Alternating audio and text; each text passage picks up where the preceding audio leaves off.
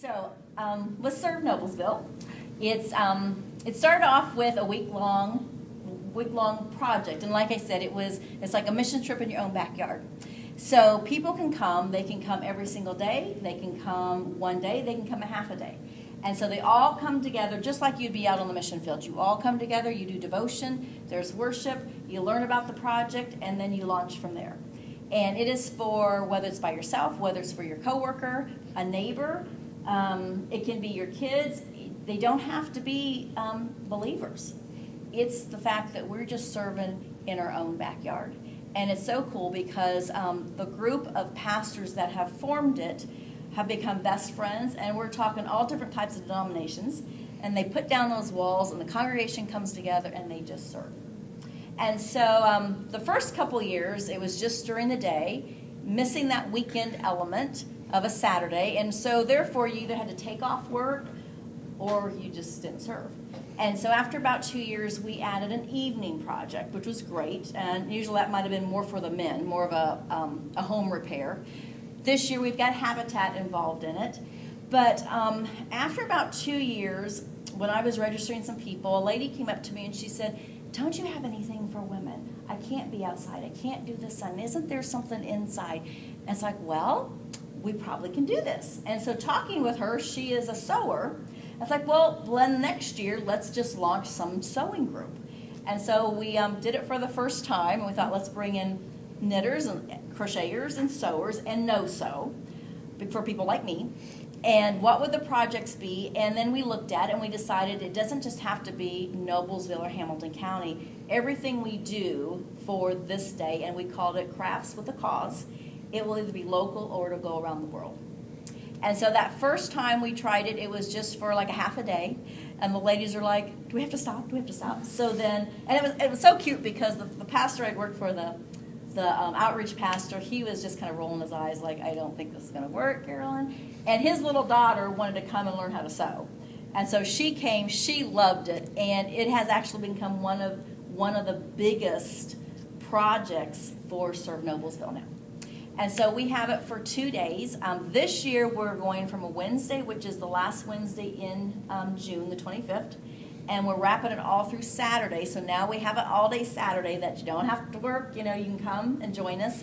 And then Sunday, anyone who has participated, whether you're a recipient of the work, or whether you're a volunteer, we have a big picnic and pool celebration at Forest Park. And so the projects are totally varied. I have brochures.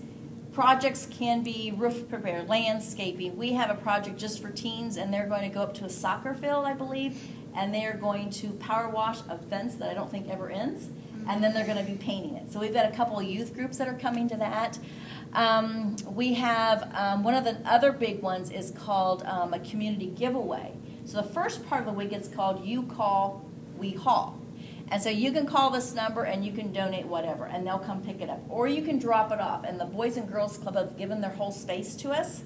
And so things will come in. So we just need volunteers, just bring it in because it's like a big garage sale. Except on Saturday, anyone in the community can come and they can have it for free.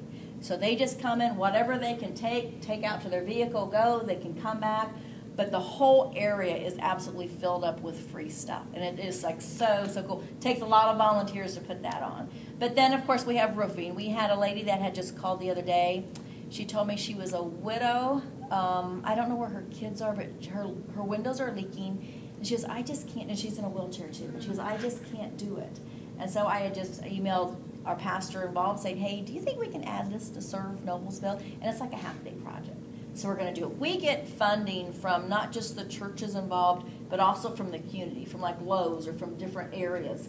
And so we have the money to totally put this on. We just need the volunteers to show up. It gives us a Hall C for us to do this in. And so that's actually where we meet at when we start for Serve Noblesville. Every morning at 8 o'clock we come. The whole community who's involved that day comes, starts their worship outright, just like a mission field would, all together. We pray together. And then we launch for our projects. And when you would come in the room that day, you would see these signs all over the room on poles. And it would tell you, like, landscaping here. We're doing like a nursing home, going to do some landscaping there. It could say roof repair here. It could say building a wheelchair ramp here. Let's power wash a fence. And then as you come in, you can look and see, well, I might be interested in that. And then you can go right over right then and talk to the crew chief that's there and sign your salvo. Because some only require a few volunteers. The giveaway might require like 25 to 30. So you can go over there and you can sign up for that. And then we all worship together. We have some donuts, coffee, we chat, we hear about the projects. Each day we hear about how they're coming, if they got finished or not. Another project that we do too is we go to a mobile home park on Highway 19 going up to Cicero, and we put on a BB. And so what we do, since we're already at the fairgrounds, when everybody leaves, the janitor will come in and he'll drop big lines from the ceiling. And we can take our portable sewing machines, we hook them up to the electrical cords, and then over here we may have just the no-sew, so we do fleece blankets, and you guys, I'm sure have seen these. We do fleece blankets. And again, everything is provided. The scissors and everything is provided. We bring the pattern. If you don't sew, you can still participate. And we give these to our veterans. So some will be red, white, and blue. And they'll go down to the Veterans Hospital. We also give these to the nursing homes. And so they play bingo. They get a prize. They can take this, or any of the newcomers coming in. So we can have adults do this. We can have youth do this too. Just depends if, so, it's kind of your thing. And then we have, and you've got some dresses over there too. We got the t-shirt dresses. And again, these can go anywhere. When we launched it, White River kind of had more of the places to go. But now as we're getting other churches involved, it's like, where do you go on missions trips? What can you take with you? So right now, we take these to Panama. It's an indigenous Indian tribe down there, and they cannot have tank tops at all. They have to have the covering on their shoulders. So we just take the t-shirts. We have the material already there. We have a lady that matches them up. A lot of times these come from garage sales, and once they hear where they're going to, the people usually just give us the t-shirts. And so these are all matched up, and the sewing machine ladies just take them and go with it. We also are going to do, and this is one that's not finished yet, but just like receiving blankets, because we know that some people may not want to get so involved in all the gathering. So we have some beginner sewers there, so if they want to do a receiving blanket, we're going to do that too. And the lightweight material will also get it down to Panama. And so we have 2 trips that go a year, and so we take these down to the Indian kids. Michael's, which Deb has found out, does the it's Warm Across America, right? Warm Up America. Warm Up America. So we're going to knit or crochet, anyone who wants to come and do that. And they're off in another little table area, and they will just knit away and crochet away these and make these little squares. And then later in the fall, we're going to send these to Michael's. And later in the fall, Michael's is going to have a joining ceremony where they're going to join these to make a blanket. And these are for the homeless shelters here in Indianapolis here. And then we thought, we've got kids. Kids can come and join us. So we've got the no-sew, we got the crochet, we got the sewing.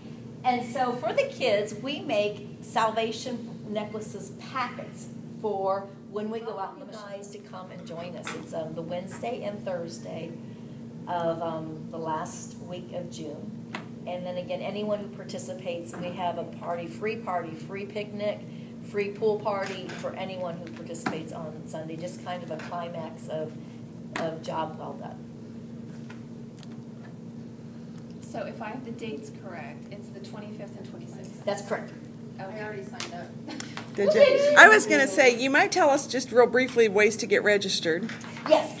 One is you are more than welcome to just sign a plain old-fashioned sign-up sheet here. This will get you registered too. 2, you can go online. I'll give you these brochures. You can go online and sign up, and you can just show up the day up. The advantage of going online, and with Crafts with a Cause, this really doesn't matter because if you come that day, you can go right in. The advantage of signing up online is some of the projects only will take 10 people. So if you go online, you can sign up and say, hey, I want this job, and you have it. If you come that day, it might already be taken. Crafts with a Cause, we don't have a limit. We'll take as many women as we can. Once a month. And about in April, we started meeting twice a month to kind of nail some things down. Small question. Yes, If my whole family serves but my husband, can he still go to the pool party? absolutely, absolutely.